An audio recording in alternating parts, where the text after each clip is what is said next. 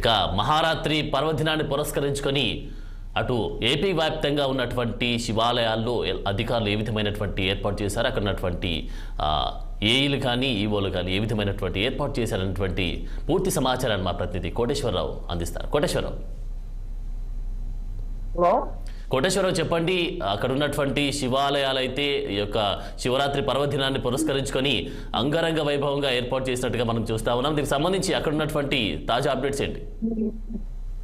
మనం వేకువజాము నుంచే ఈ రోజు మరి మహాశివరాత్రి పర్వదినాన్ని పురస్కరించుకొని పెద్ద ఎత్తున భక్తులైతే శివాలయాలు సందర్శిస్తున్నారు.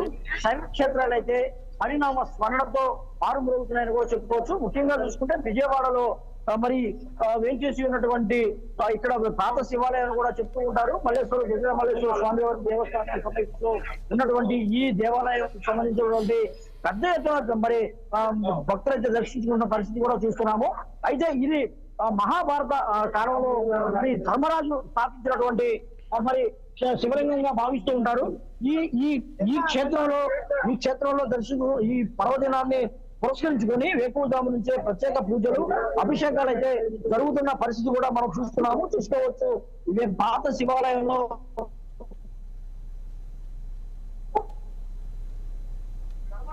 ప్రత్యేక పూజలు శివలింగం ఇక్కడ వేకువజాము నుంచి పెద్ద ఎత్తున భక్తులు వస్తూ ఉన్నారు.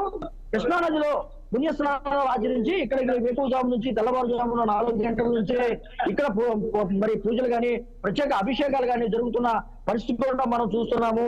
ఎందుకంటే ఇక్కడ అతి ప్రాచీనమైనటువంటి శివాలయంగా భావిస్తున్నారు. పాత శివాలయము లేదా పాత శివాలయంగా విజయవాడలో భావిస్తూ ఉంటారు.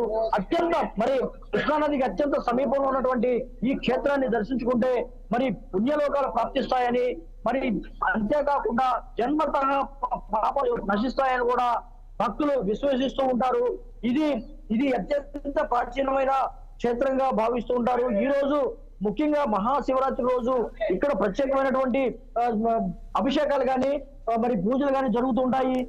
ఇది చూసుకుంటే దీనికి సంబంధించినటువంటి మరి ప్రత్యేకమైనటువంటి ఆలయంగా భావిస్తున్న కానీ ఈ ఆలయం గురించి కానీ మరి అచ్చగా స్వాములు అయితే వివరించే ప్రయత్నం చేస్తే చూద్దాం. చెప్పండి, ఎలా ఉంది ఇక్కడ, ఎటువంటి కార్యకలాపాలు జరుగుతున్నాయి, ఈరోజు ప్రత్యేక అభిషేకాలు ఎలా జరుగుతాయి?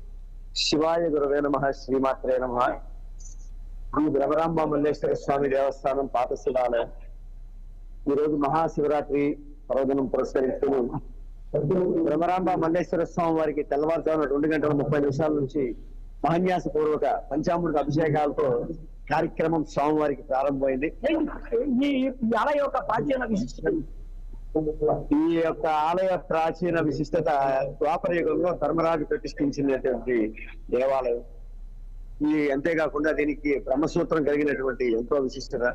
మామూలు శివాలయాల్లో దర్శనం చేసుకుంటే ఎంత ఫలితం అయితే వస్తుందో ఈ యొక్క బ్రహ్మసూత్రం కలిగినటువంటి దేవాలయాన్ని దర్శించుకుంటే 100 రెట్లు ఫలితం వస్తుందని చెప్పి మనకి పురాణాల్లో కూడా చెప్పడం జరిగింది.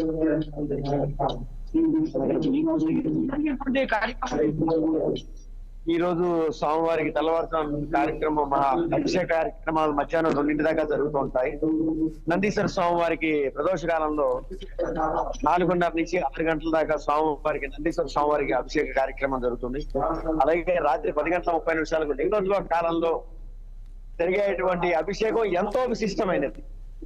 1008 లీటర్ల చెరుకు రసంతో, అలాగే 108 లీటర్ల ఆవు పాలతో, 50 కేజీల పంచదారతో స్వామివారికి లింగోద్భవ కాలంలో అంటే శివుని ఉద్భవించినటువంటి కాలంలో స్వామివారికి ఎంతో అత్యంత వైభవంగా ఈ యొక్క అభిషేక కార్యక్రమాలు ఏర్పాటు చేయడం జరుగుతుంది.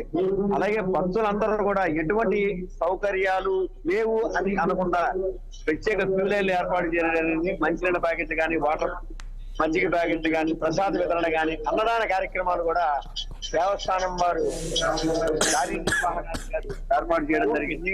ప్రతి పర్వదినానికి ఇక్కడ పెద్ద ఎత్తున ఇక్కడ భక్తులు వస్తూ ఉంటారు. ఇక్కడ వేకువజాము నుంచి జరుగుతున్నటువంటి ఈ కార్యక్రమాన్ని మరి దర్శించుకునేందుకు పెద్ద సంఖ్యలో వస్తూ ఉంటారు. మహాశివరాత్రి రోజు ఈ దేవాలయంలో మరి అత్యంతమైనటువంటి పూజలు కానీ లేదా ప్రత్యేక అభిషేకాలు కానీ జరుగుతూ ఉంటాయి. ఇది అత్యంత ప్రాచీనమైనటువంటి క్షేత్రంగా భావిస్తున్న తరుణంలో మరి కొంత ఈ వేకువజాము జరుగుతున్న ప్రత్యేక పూజలు, అంతేకాకుండా సాయంత్రం మరి స్వామివారికి కానీ స్వామివారి కళ్యాణ మండపం కళ్యాణం కానీ ప్రత్యేకమైన ఏర్పాట్లు కూడా చేశారు. మహాశివరాత్రి సందర్భంగా ఇక్కడ విజయవాడలో ఏర్పాటు చేసినటువంటి పాత శివాలయంలో జరిగేటువంటి ఈ కార్యక్రమాన్ని ఒక్కసారైనా జీవితంలో దర్శించాలని చాలా పెద్ద ఎత్తున భక్తులు వస్తూ ఉంటారు. మరి అత్యంత సమీపంలో కృష్ణానది సమీపంలో పుణ్యస్నానాలు ఆచరించి, అంతేకాకుండా ఈ రోజు పెద్దలకు మరి ఎవరైతే మరణించిన పెద్దలకు మరి కర్మకాండలు కూడా చేస్తూ ఉంటారు. ప్రత్యేకమైనటువంటి కార్యక్రమాలు చేస్తూ ఉన్న పరిస్థితి కూడా ఇక్కడ చూస్తున్నాము. ఏది ఏమైనప్పటికీ చాలా కిక్కిసినటువంటి ఈ క్షేత్రం మరి అత్యంత మరి ప్రాచీనమైనటువంటి క్షేత్రంగా భావిస్తున్నాం. మహాశివరాత్రి రోజున ఈ రోజు చేస్తున్న పరిస్థితి కూడా చేస్తున్నాము. మేము ముఖ్యంగా చూసుకుంటే ఇది ఒక పవిత్ర పుణ్యక్షేత్రంగా భావిస్తున్న తరుణంలో మహాశివరాత్రి రోజున ఈ రోజు చేస్తున్నటువంటి కార్యక్రమానికి మరి ప్రత్యేకమైనటువంటి ఎక్కడి నుంచి సుదూర తీరాల నుంచి కూడా ఇక్కడికి వస్తున్న పరిస్థితి కూడా మనం చూస్తూ ఉంటాము.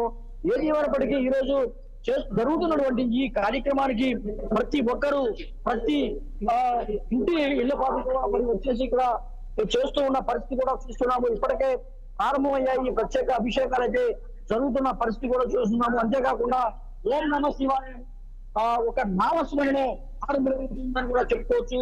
ఇక్కడ మహాశివాలయాల్లో ఈరోజు శైవ క్షేత్రాల్లో జరుగుతున్నటువంటి ఈ కార్యక్రమం ఏదైతే ఉందో మరి అత్యంత ప్రీతిపాత్రమైన పుణ్య కార్యక్రమానికి సంబంధించిన జరుగుతున్న కార్యక్రమం కూడా మనం చూసుకోవచ్చు. ఇది ధర్మరాజు స్థాపిత మహాభారత కాలంలో ఇక్కడ విజయవాడలో అరణ్య వాసవాడికి వచ్చినప్పుడు పాండవులు 5 శివలింగాలను స్థాపించినట్టుగా చెప్తున్నారు. ఈ 5 శివలింగాలలో ఒకటి పెద్ద ధర్మరాజు అగ్రతుడైనటువంటి ధర్మరాజు చేసినటువంటి కార్యక్రమాన్ని చెప్తున్నారు.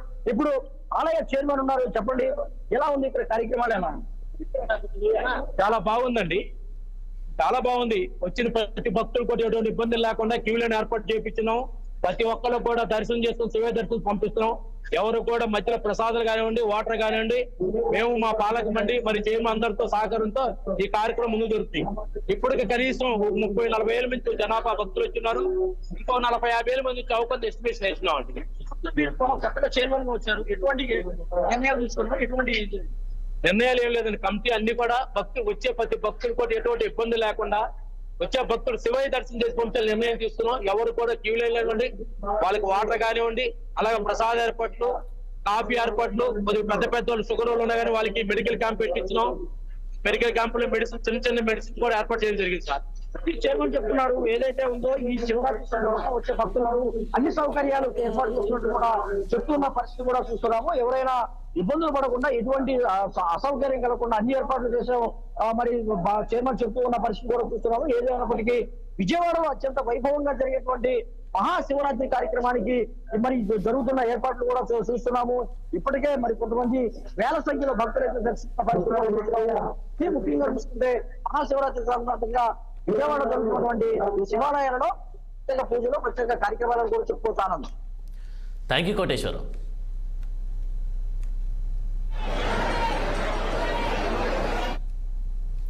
ఇవి bulletin updates. Keep watching 6 TV. ఇది సామాన్యుడి ఆరో ప్రాణం.